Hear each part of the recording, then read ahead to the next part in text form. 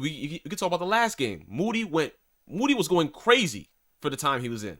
He was battling, 3-point battling against the Kings. And what does Steve Kerr do? He puts in Klay Thompson. Why? Because it's Klay Thompson. That's why. Or what Klay Thompson used to be, right? You cannot do that. When you sit there and coddle players, you don't reward the correct players for doing very good and doing this, that, and the third, and all this other nonsense. You're going to create some kind of friction. You're going to create something. And what I've seen so far all through just the league in general is it's created a sense of just entitlement and just laziness, especially on defense, because they're entitled to want the ball all the time. But then at the same time, the laziness on playing defense is also bright and day in our face.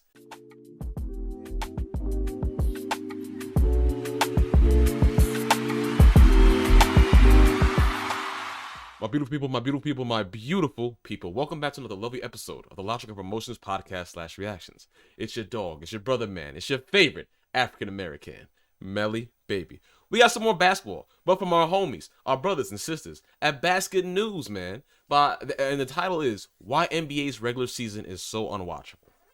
Now I'll say this to you guys, and I've said it to you for a long period of time now, since being on this platform. The NBA has a big problem. They have allowed offense to do whatever they want and rarely call the violations, while on defense, they limit them very much so. That's one of the big reasons for me. Me personally, I have enjoyed watching, honestly, I've enjoyed watching the in-tournament more than the regular basketball season. I'm not gonna lie to you. So I kind of do agree with this. What do y'all think? Let me know in the comments down below, please. But let's get to it, man. Like, comment, subscribe. Show love to Basket News, man. They are awesome over there. Basket News, love y'all, man. If y'all like this video also too, let me know, man. I'll take it down. Please do not have to copyright strike me. I have to start doing that from now on because people are just weird, man. Love what y'all do. Like, comment, share, and all that stuff. Let's get to it. Bow. Shot clock at 8. Tyrese. My goodness. But I also have to say too, This is crazy.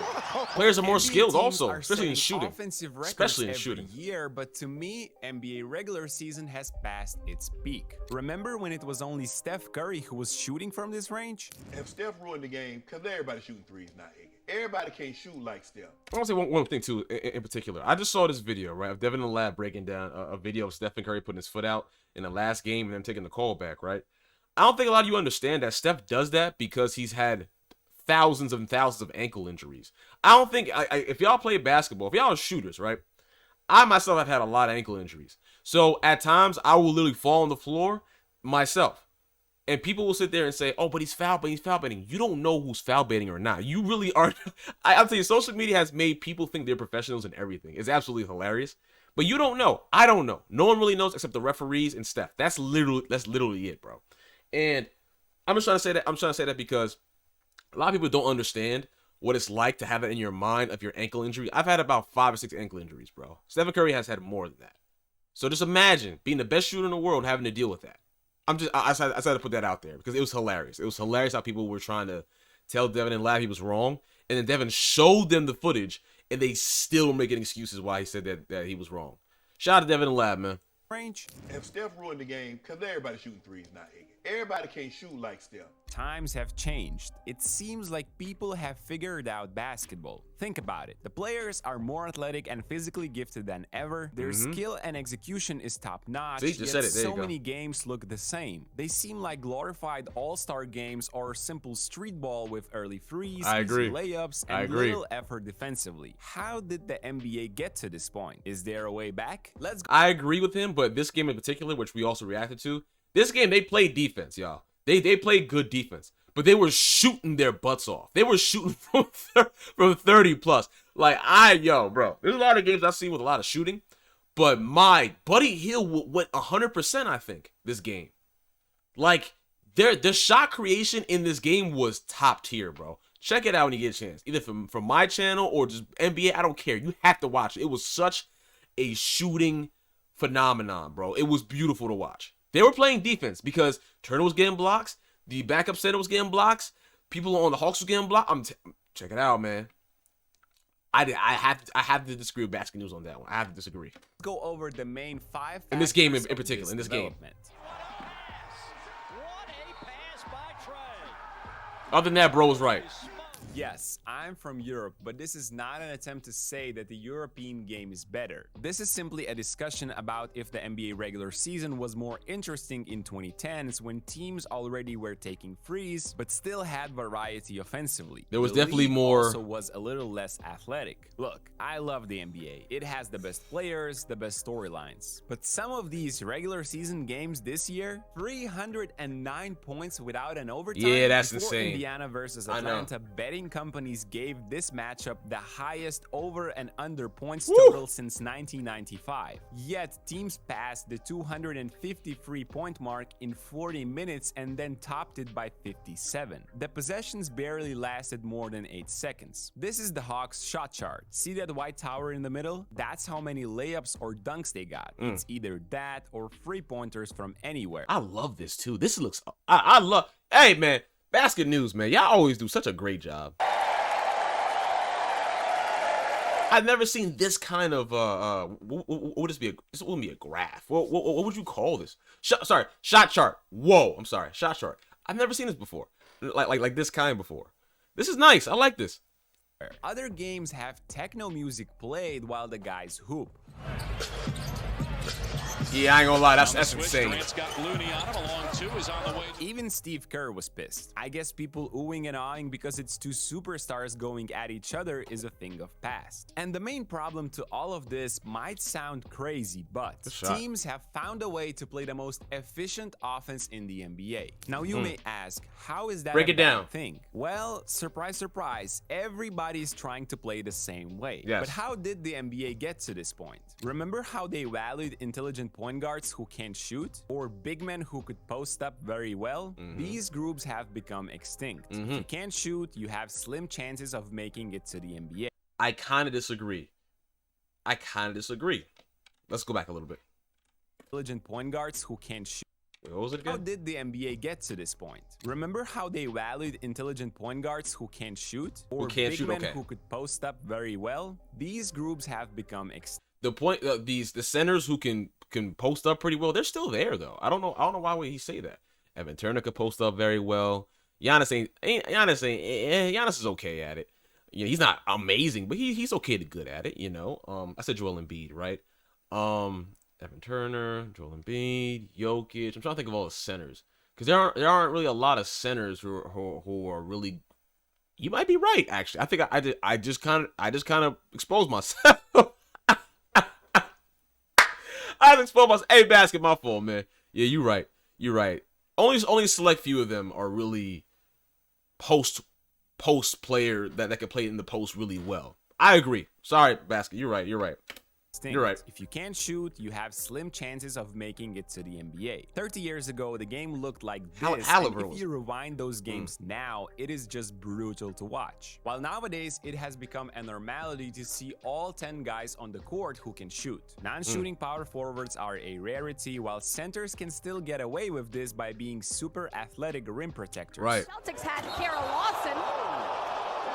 Yeah, that brother But could players jump. like Miles Turner there make you go. defenses look silly. No one is ready to help in the paint. You can't risk giving anyone more space on the three-point And he line. can shoot, This is bro. how shooting made the spacing perfect. And he's the good at insane defense, individual too, man. abilities made it impossible to defend. Players have worked on their bags since childhood and have every possible move and a counter I like to it how you ready. said The that. league is also much taller and faster than it used to be. The athleticism levels have skyrocketed. pass. There are more transition baskets than ever because if you miss a free, that's a long rebound and a fast break score. Exactly, But yep. if you drive and miss a layup, the guy that did so is already in behind on the play, and So now trust it becomes a me, 5-on-4. these athletes will convert it into another three-point attempt. So to me, it just sounds like it's always most likely going to be a 5-on-4. So if you shoot that three ball, well, it all depends who it is also, because we've seen a lot of players who will shoot that three ball who will be the farthest one out towards the other end of the court, and they will end up being either the first or the last person or the second to last person to recover on defense sometimes. It depends on the laziness of the individual as well, because a lot of these people in the NBA now, all these players, they're just mad lazy. They're just like on defense, they are so lazy. Like, it's not even funny. Like, they're just all about offense, and that is it. So, you know, and the problem with it too is, if I could add on to what Basket is saying right now, is the simple fact that a lot of these coaches aren't really criticizing these superstars, these players as much as they really should. They're coddling them a lot. They could do tons of like I get an example with Steve Kerr. Like during the whole couple of years, right? Past 2 to 3 years, when players made mistakes, let it be Kuminga, let it be Moody, let it be Jordan Poole, what did he always do? He would sit them down after the first or second mistake. But you let Stephen Curry, you let Klay Thompson, you let Draymond Green make mistakes after mistakes after mistakes after mistakes, and he keeps them in the game. He doesn't critique them, doesn't criticize them, nothing. You can't do that because what that now does is that shows to the younger core that there's a hierarchy involved. And no matter what you do, because also too, we could talk about the last game. Moody was going crazy for the time he was in. He was battling, 3-point battling against the Kings. And what does Steve Kerr do? He puts in Klay Thompson. Why? Because it's Klay Thompson. That's why. Or what Klay Thompson used to be, right? You cannot do that. When you sit there and coddle players, you don't reward the correct players for doing very good and doing this, that, and the third, and all this other nonsense. You're going to create some kind of friction. You're going to create something. And what I've seen so far all through just the league in general is it's created a sense of just entitlement and just laziness, especially on defense, because they're entitled to want the ball all the time. But then at the same time, the laziness on playing defense is also bright and day in our face. And it's very frustrating, bro. It's very frustrating, bro, seeing someone that can play defense, like a Luka, for example, right? But then he'll just be lazy. And straight up, Steph Curry, he does it too. Klay Thompson, he does it too. Devin Booker, he does it too. Trae Young, he's notorious for not playing defense. Like, so many players are these offensive juggernauts. And I understand too, by the way, if you do sit here and if you are an offensive threat and you've been scoring like crazy, you're going to be tired to play defense. I get that. You have to work on that. I get that, right? Cool. But then there's also possessions that I will see that does not take that much effort. And they won't even do the bare minimum sometimes just to guard a player. I'm just saying, bro. I'm just saying. I'm sorry for the little rant, but I had to have that said. In less than 5 seconds. The majority of them are at least 6'4", while wingspan length is becoming the #1 factor if you can be drafted at all. Just look at what all NBA franchises are searching in the draft. It's those 7-footers who have crazy wingspan but have guard skills. Nature freaks are at the top of everyone's priorities list, and then it's lengthy wings. Combining these three gotta watch these games. The shooting and the athleticism, and you have the perfect spacing for unstoppable offenses. This combo creates situations where the most talented players in the world don't have to worry about any like, see what I'm saying, bro? I'm sorry to cut basket off, but even this, where look, the most talented look at the effort. It's lackluster. Like, why are you trying to block it from the side? Unstoppable offenses. This combo creates situations where the most boom, supposed to get in front of him. You're on the side of him. There was no, you know what I mean, bro? And like I said, it's just, and I'm not trying to pick on bro, nothing like that. But it's like, I've seen that so many times, bro. They don't slide their feet fast enough at all. Their lateral movement is piss poor. And it's crazy because when we see some of these players who will be bad at defense at times, and when they turn it up, they could play some freaking defense. It's insane, bro. Players in the world don't have to worry about any stunts that might be coming their way while they play one-on-one. With their abilities, scoring is a super easy task. And if somebody helps, the closeout is so long and the ball just flies faster than a person can run. There's no chance the contester is impacting the three-point shot he was much, way too deep again, taken by a good three-point shooter, since almost everybody is one nowadays. It's not like these guys need a lot of help to score, but the NBA rules are only enhancing it. Is that Bogey? Mobile games are going big. Clash of Clans. We don't care. on fire, Nick. The non-existence of the 3-second rule at this point of offensive development is nuts. Take a look at this. Atlanta switch and Bogdanovic is with Toppin. He wants to help if Halliburton drives and stands in the middle, thinking Wesley Matthews has the passing lane to his guy covered. But to avoid the technical foul, he has to move out from the paint, leaving too much room for this beautiful bullet pass. Again, that was a beautiful bullet pass. And the rules. On the other side, it's Indiana switching. 6'4" Bruce Brown is left with with a 6'8" Jalen Johnson. See the amount of space he has around. Indiana don't even look to double, but if they do, that's one pass leading to an open three immediately. Again, size, spacing, and the rules. It's those three things combined again. Also, too, that's just not good defense right here. Like, he's not really, like, he's making him feel comfortable. Look, Immediately. he's not bumping him or anything. And the reason why I honestly believe he's not doing so is because of what the NBA has done to just defense in general. They've made it very difficult for you to play defense. They've made it very difficult for you to play defense, bro. Like, I've seen offensive players initiate contact so many times, and then the defensive player is stuck, and he either has to put a hand up like this or has to back off and not play defense. The NBA is drunk off the offensive highlights. People love watching defensive plays, by the way. Dennis Smith Jr. looks amazing right now. If y'all haven't been watching him, he looks amazing, bro. And I love Dennis Smith Jr. by the way, also. But he's grown to become a defensive threat. I saw him get Kawhi a problem. I'm telling y'all, bro. Like it's on. I watched basketball in all of its glory. I don't watch it just for the scoring. I watch it for everything, bro. And a lot of y'all gotta start doing that, bro. Seriously. If y'all want to learn the game correctly, I'm telling you. Again, size, spacing, and the rules. It's those three things combined again. On top of that, the way fouls are called sometimes is just, what's the best word for it? Defenders are... And look, he shows the Golden State one. How is this a foul? How? And don't tell me because, oh, his arms were over, Melvin. Bro, the man did not... Fox went into him, brother. Or sister, we don't discriminate here. Spacing and the rules. Look, it's those three things combined again. And I love Fox. That, the way but yo, it's not a foul. It's not a foul. It's not. And not just Fox. Many other players do this, and they get away with it so much. That and the funny thing is too, in a FIBA. We're so used to doing this nonsense, bro. That's one of the main reasons why we also lost, too. We're so used to we're trying to draw fouls. Instead of just playing, hooping, competing. Like, bro, oh my God, this is just giving me bad memories of the FIBA games, man.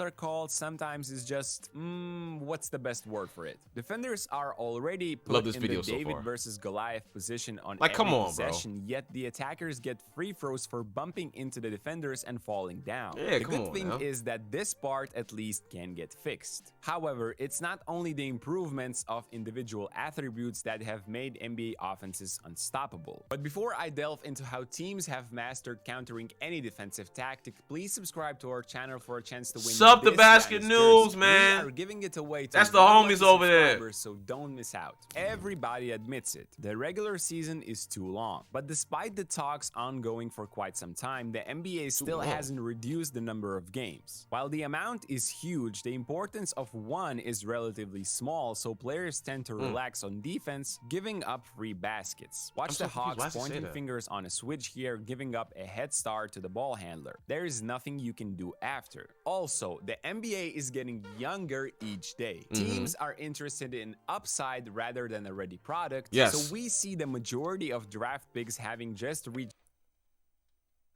Reggie Bullock.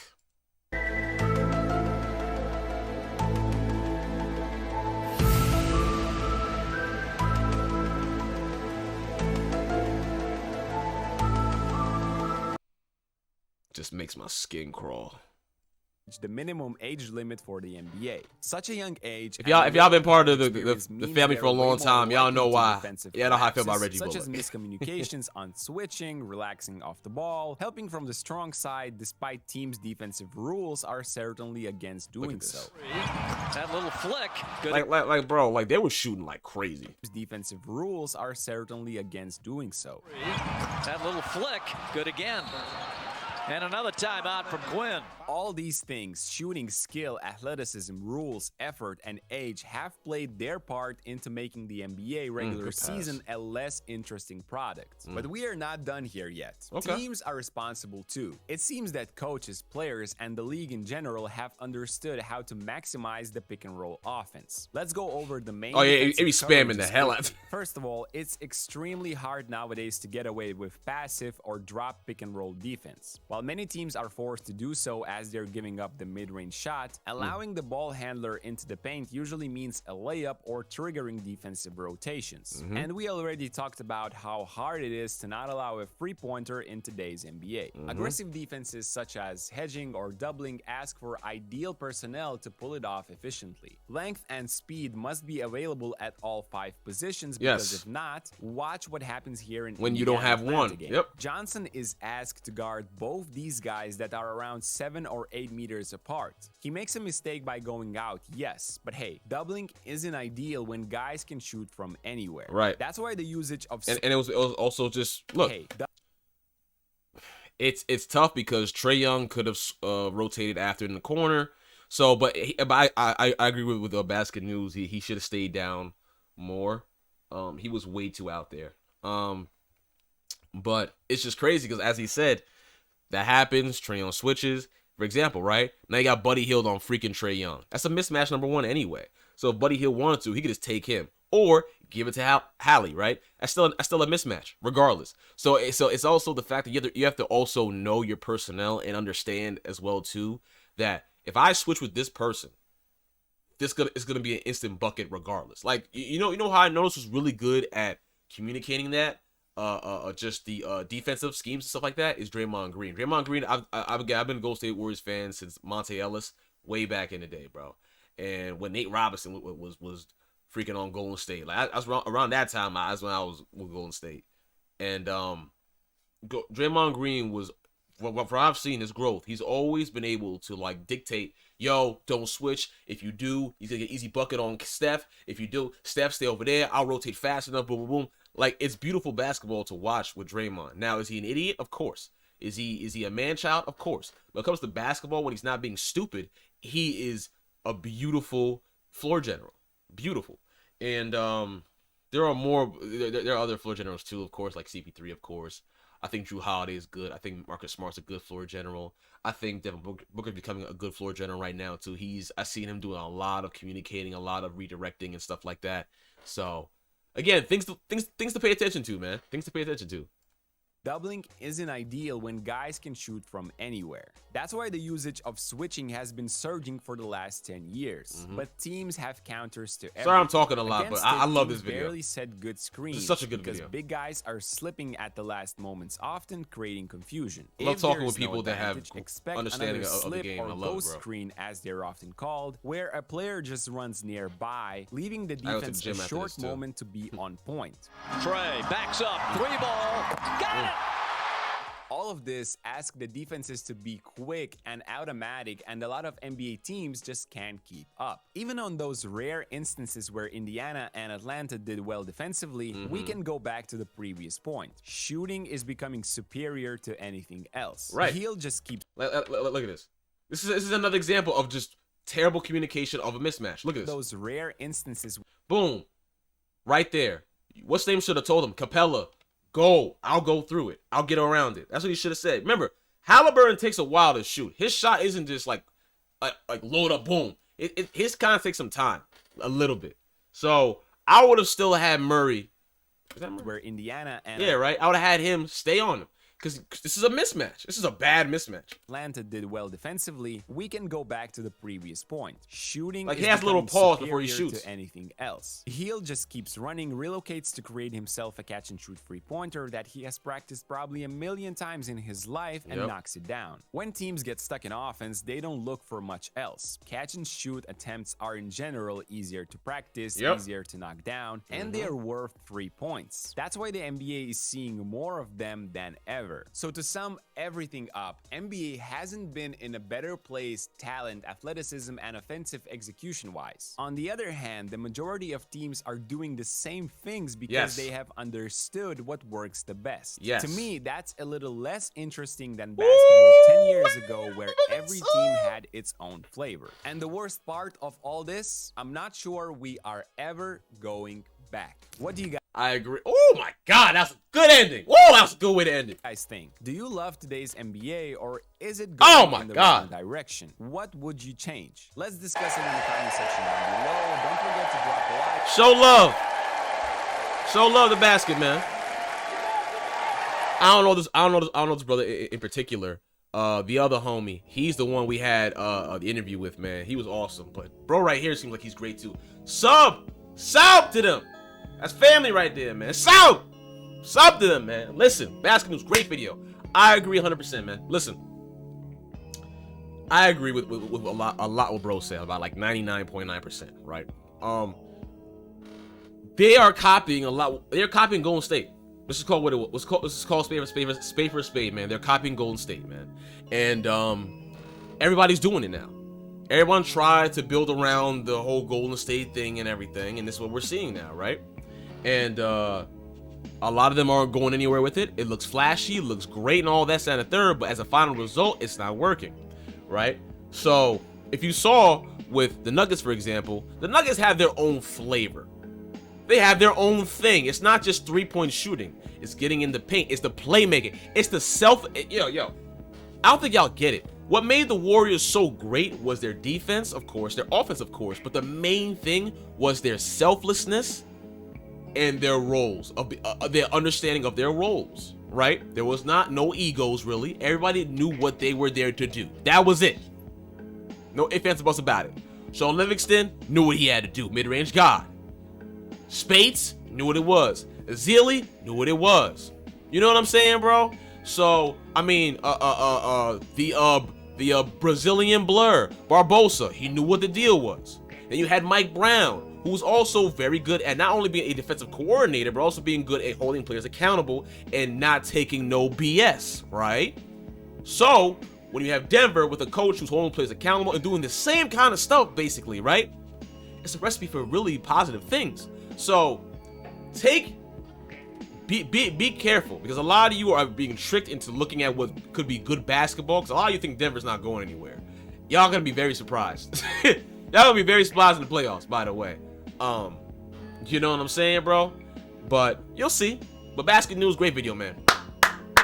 Such a good video, man. I enjoyed this, man. I hope y'all did too, man. Like, comment, subscribe for my channel. Like, comment, subscribe for their channel. Show them some love. When you go to their channel, when you go there, say love from Logic. Love from Logic. LFL. You know what I'm saying? That's fire. So, I'll see y'all on the next one, man. Have a great one, man. We're gonna go live tomorrow. Sorry, I gotta go to the gym. And I have to do more videos. I have to get more videos ready. So, listen. We're going into overdrive now. I want this for us so badly, bro. I love y'all, man. Peace. Bow. I'm gonna holla at you. Y'all sexy selves.